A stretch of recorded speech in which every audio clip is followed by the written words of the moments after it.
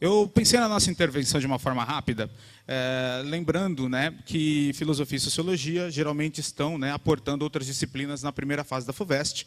E um dos temas, por exemplo, em geografia, que cai com bastante frequência, é o tema globalização. Né? Na sociologia, né, nós vamos ter aí uma abordagem da globalização de maneira crítica. Lembrando que a FUVEST ela cobra a globalização geralmente de duas formas. Uma forma descritiva, como a globalização se dá, né, pelo avanço dos recursos nos meios de transporte, né, nas tecnologias vinculadas às telecomunicações e os avanços das relações econômicas, aí perpassando também pela evolução cultural, né, ponto no qual nós vamos abordar com maior cuidado. Né? Nós temos aí uma coisa para a gente ver, que é justamente o questionamento sobre a globalização. Né? Na sociologia, há muitas vertentes teóricas que questionam a globalização quando você pensa na ideia de aldeia global, na ideia de que todos teriam acesso aos costumes, aos símbolos culturais e até mesmo às mercadorias e outras formas de consumo, né, que o mundo globalizado poderia fornecer. Né? Só que, de acordo com a ONU, relatório de 2010, apenas 21% da população mundial, né, tem práticas cotidianas que se assemelham ao que a gente poderia chamar de globalizadas. Né? E é por isso que esse ponto de interrogação está aí. Nesse sentido, a gente volta à charge e eu queria fazer para vocês aí uma breve apresentação de dois pontos. Primeiro, note aí que nós temos um destaque em vermelho na visão do migrante e nós temos um destaque em azul, né, naquele que vai ser o receptor desse migrante. Né? Uma das teorias mais recentes que eu vi acerca do assunto, né, é uma obra do ano passado, chamada Expulsões, de Saskia Sassen. Saskia Sassen, só para, em termos de curiosidade, ela é criadora do termo cidades globais, que vocês também veem na geografia. Tudo bem?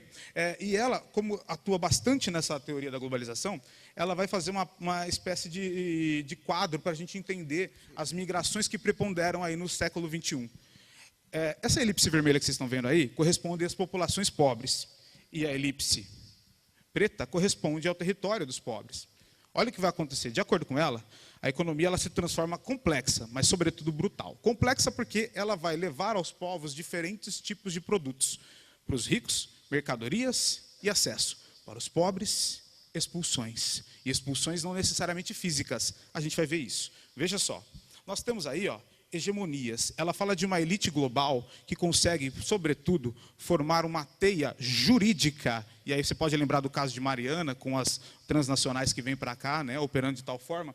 Essa veia jurídica chega muitas vezes a territórios mais pobres e mudam toda a legislação, permitindo alguns tipos de exploração, como a do trabalho humano, a dos recursos naturais, ou ainda a violação, através de crimes ambientais, as identidades culturais e, muitas vezes, os direitos humanos. Tá certo? Neste caso, olha o que acontece. Chega o capital e você tem as expulsões desses povos. Essa expulsão representa, em grande parte, as migrações que nós vemos no mundo. No século XXI, ainda predominam as migrações voluntárias, aquelas às quais as pessoas se planejam para migrar. Entretanto, vale lembrar uma coisa importante. Não necessariamente isso quer dizer que os motivos que levam a pessoa a se planejar para migrar sejam bons. Muitas vezes elas se veem forçadas também. Tudo bem? Até aqui, sim ou não? Beleza? Então, eu continuo rapidamente para a gente observar aí alguns exemplos. Né? Nós temos exemplos aí de Riad, né, com a chegada do McDonald's, né, muda também, obviamente, a cultura alimentar desses povos. Né? Outra teoria aí de um geógrafo, Milton Santos, tem uma obra chamada Por uma Outra Globalização, e ele vai apontar 3 tipos de globalizações. Né? A globalização como fábula, essa na qual a gente fala de uma aldeia global e todo mundo tem acesso a todas as benesses, tudo que há de bom desse mundo globalizado. Essa que ele diz que é a real globalização, que é perversa, porque ela exclui a maior parte da população mundial, e com o neoliberalismo nós vamos ter perda de empregos, né, diminuição de cargos nos postos de trabalho, e também, muitas vezes, a necessidade de migração forçada por danos ambientais. Tá certo? E nós temos também uma possível globalização, aproveitando aí uma espécie de junção da primeira, aquela que cria possibilidades de consumo para todos, e, por outro lado, nós temos também a forma para combater essa perversidade como?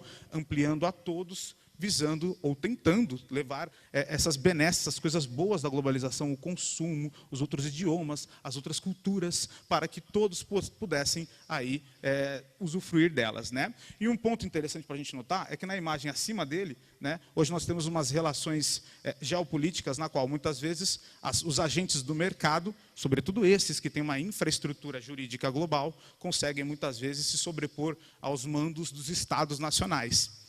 E nesse sentido, nós podemos ainda observar, né, que, voltando ao assunto das migrações, Svetan Todorov, filósofo russo ainda vivo, né, também lançou em 2010 uma obra chamada Muros Caídos, Muros Erguidos. Diria ele, a globalização teria chegado no seu apogeu com a queda do Muro de Berlim, por exemplo.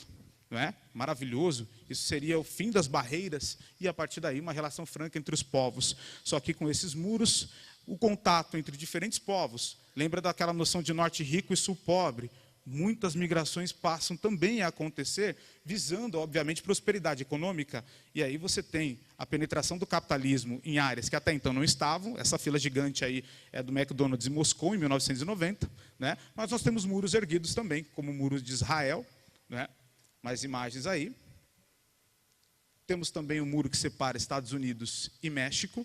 E, para fechar, Svetan Todorov fala de muros metafóricos, como o preconceito, o racismo, a islamofobia, o preconceito religioso em geral, tudo bem? Outras formas de violência simbólica.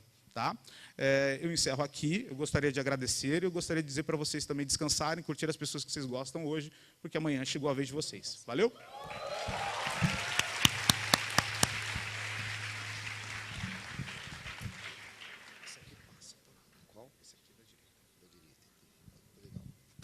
Bom dia, pessoal.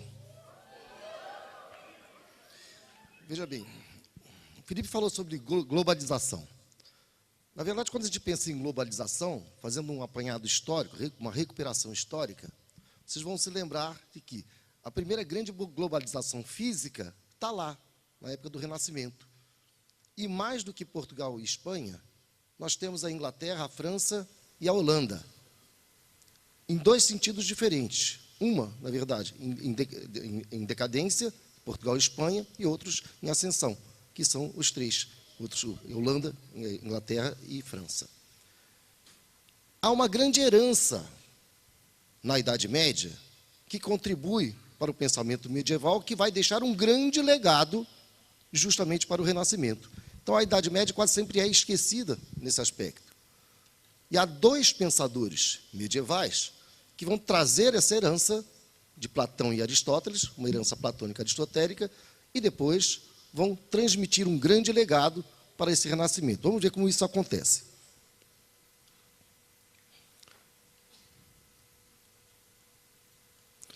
Aqui nós temos o pensamento medieval e a reforma. Santo Agostinho, a lei interior, centelha de Deus, a graça de Deus desce ao coração do homem. Santo Agostinho vai herdar o quê? O pensamento, vai cristianizar o pensamento de Platão. Platão é aquele filósofo lá na Idade Antiga que vai dizer que o homem, ele é, ao mesmo tempo, um homem ideal, do mundo das ideias, que é pleno, e também vai ser um homem do mundo dos sentidos. Nesse mundo dos sentidos, ele é um ser desejante. Todos nós somos movidos por desejo, a pulsão de desejo, a pulsão sempre que nos dá movimento. Quando você perde o seu desejo, você, na verdade, está se encaminhando para Thanatos, que é a morte. Então, o homem precisa desse desejo permanente, sem nunca realizá-lo plenamente. E isso vai dar justamente na pós-modernidade. Ora, esse pensamento platônico vai passar para Santo Agostinho. E Santo Agostinho vai entender, dentro do pensamento medieval, que Deus é a plenitude, Ele está lá, e nós estamos aqui. Mas Deus é onipotente, é onisciente, é onipresente. Então, Deus sabe tudo o que vai acontecer. Ele já sabe. Tudo já está predestinado. Quem vai passar na FUVEST aqui, Deus já sabe. Deus já sabe. Deus já escolheu os que vão passar. É assim o pensamento agostiniano. E Deus me disse que todos vão passar. Santo Agostinho, então, tem a teoria da predestinação. Deus já sabe. E, obviamente, então, tudo já está escrito. pensamento de São Tomás de Aquino, que vem alguns séculos depois, na verdade, muitos séculos depois, vai dizer coisas diferentes. Vai entender, ele vai cristianizar Aristóteles. E Aristóteles não é o ser desejante. Aristóteles é a realização da nossa potência. Você vai realizar aquilo para o que você veio. E depende de você realizar ou não. É você conseguir encontrar qual é a sua potência, para poder realizá-la. Isso vai ser o pensamento medieval, de um modo que vai permanecer e vai ser mais fiel à igreja. Porque esse homem, que é um ser que nesse momento decide o que ele vai ser dotado de livre-arbítrio. E é pelas suas obras, é justamente pelas suas decisões, que ele vai se salvar ou não. Para Santo Agostinho, quem vai se salvar já está escrito. Para São Tomás de Aquino, não, você que decide se você se salva ou se você não se salva. Isso vai deixar um legado para o Renascimento. Qual? Filipe estava falando de globalização. E eu falei que Espanha e Portugal foram dois países que iniciaram essa globalização física. Mas, na verdade, Inglaterra, Holanda e França é que efetivamente transformaram isso num negócio. E por quê? Porque com a reforma protestante, eles precisariam de um pensamento medieval que não fosse aquele que era o oficial da Igreja Católica. Então não poderia ser o pensamento tomista. Calvino se apropriou então do pensamento de Santo Agostinho. Ele era o contraponto. Opa, o que eu fiz aqui? Bom, ele seria o contraponto. Então, a predestinação, o homem não se salva nem pela fé nem pelas obras, mas unicamente pela graça de Deus. Isso é importante, porque chega no Renascimento, então, e o calvinismo vai ser adotado, o calvinismo vai adotar Santo Agostinho, a teoria da predestinação. Tudo já está escrito, já se sabe quem vai se salvar e quem não vai se salvar. E eu, o que eu vou fazer? Como é que eu posso saber se eu vou me salvar ou não? Ora e labora, ou seja, trabalhe e reze. Ore e reze. Reze e trabalhe. Se você tiver sucesso no trabalho, é sinal de que Deus te abençoou. Se você não tiver sucesso, é sinal de que você não vai se salvar. Então, o homem precisa o quê? Trabalhar para ter sucesso. Trabalhando e tendo sucesso, ele sabe que é abençoado por Deus. Mas ele não pode gastar o dinheiro em coisas pecaminosas. Ele tem que rezar, tem que orar. Então, ele vai pegar aquele dinheiro e vai o quê? Vai usar para ganhar mais dinheiro. Para cada vez mais saber que é abençoado por Deus. É daí que vem o quê? O negócio. Então, na Idade Média cultuava-se o ócio.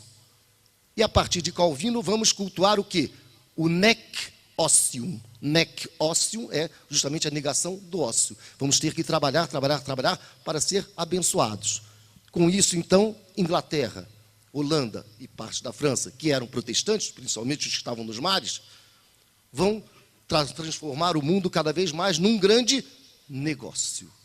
E aí, então, nós ingressamos nesse mundo globalizado de negócios que vocês todos conhecem. O Breno continua.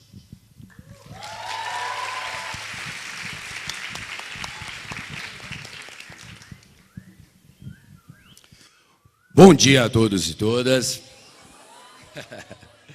Bom, pessoal, eu vou trabalhar com vocês um tema que diz respeito à modernidade, à crise da modernidade. Lembrando que a sociologia na FUVEST, ela pode cair como um sustentáculo teórico ou contextual de uma questão de história ou de geografia. Então, quando a gente fala de modernidade e pós-modernidade, que vai dar, digamos, origem a essa crise da modernidade, a gente tem que lembrar de algumas questões. Essas questões que a gente pode resgatar para vocês é o seguinte, né? A modernidade, ela é do século XVIII ao XIX.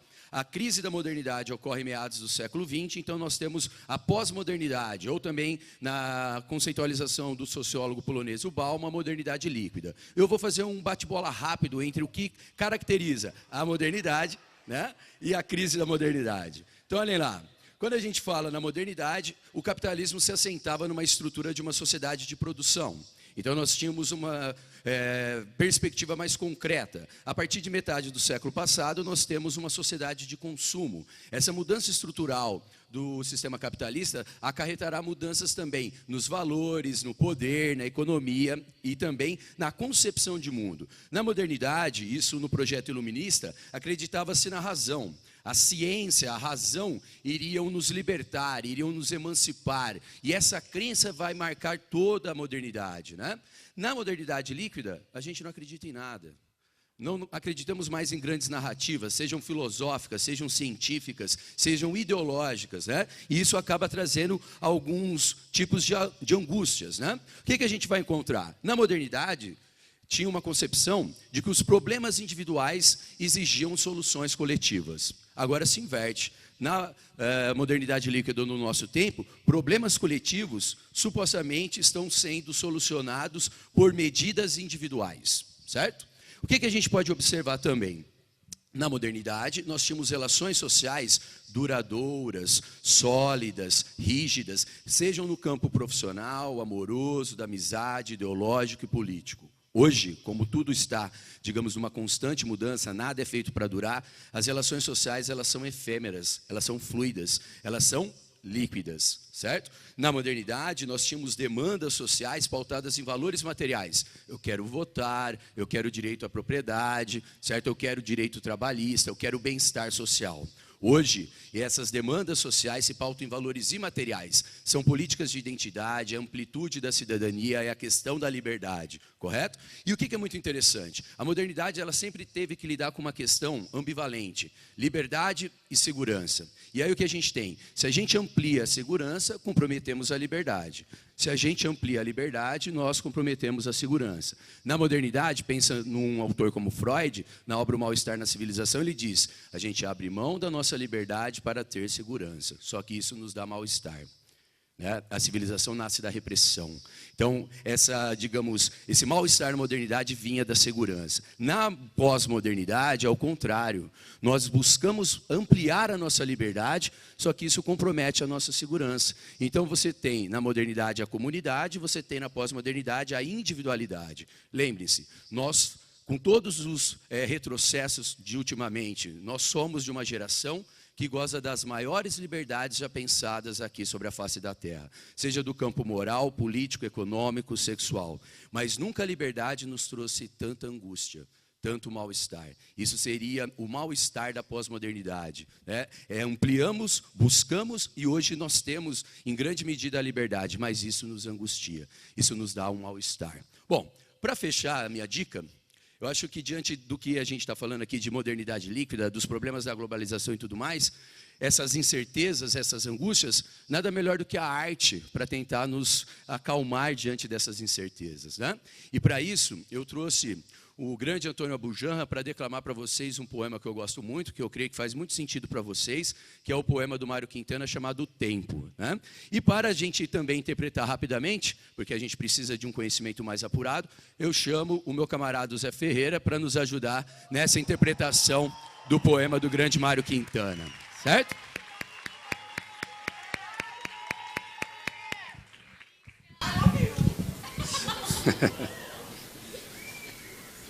Opa.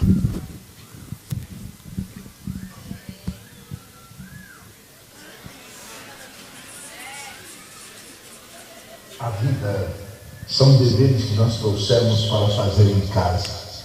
Quando se vê, já são 6 horas. Quando se vê, já é sexta-feira. Quando se vê, já é Natal. Quando se vê, já terminou o ano. Quando se vê, não sabemos mais por onde andam nossos amigos.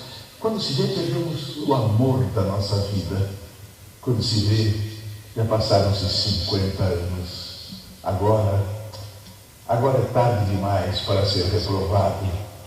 Se me fosse dado um dia, uma oportunidade, eu nem olhava o relógio. Eu seguiria sempre em frente, iria, jogando pelo caminho a casaca dourada e inútil das horas. Eu seguraria todos os meus amigos. Já não sei onde, como estão, e diria: Vocês são extremamente importantes para mim. Eu seguraria o meu amor, que está há muito à minha frente, e diria: eu te amo. Dessa forma, eu digo: não deixe de fazer algo que gosta devido à falta de tempo. Não deixe de ter alguém ao seu lado, ou de fazer algo por puro medo de ser feliz. A única falta que será desse tempo que infelizmente não voltará mais.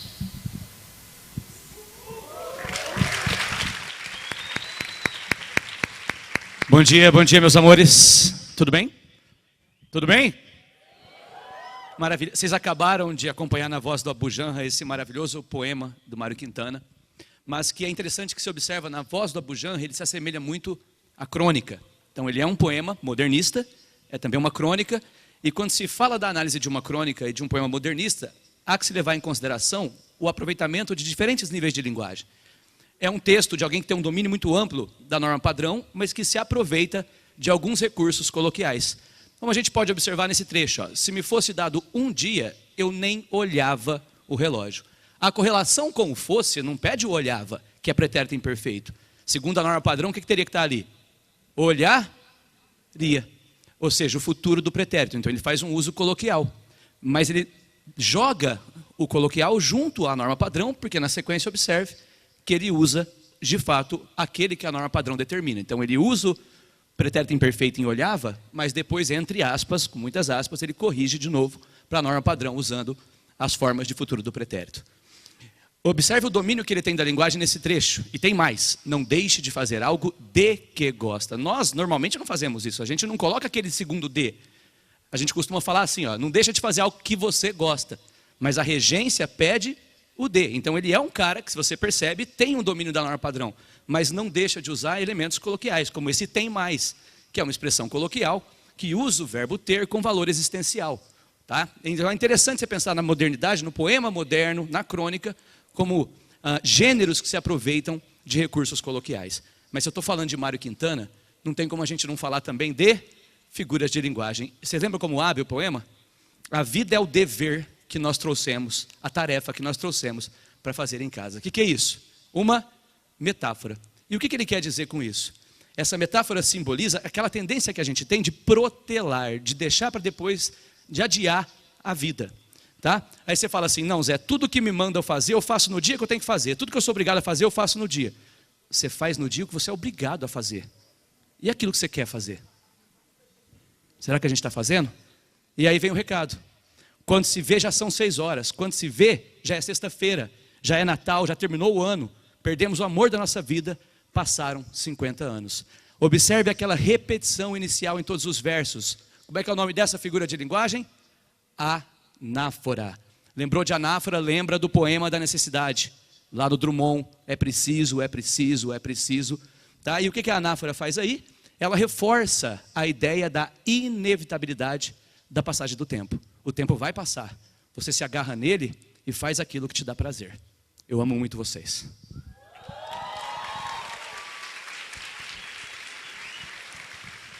Bom, concluindo então a nossa dica, a gente encerra com uma frase do grande pensador Sêneca. Apressa-te a viver bem e pensa que cada dia é por si só uma vida.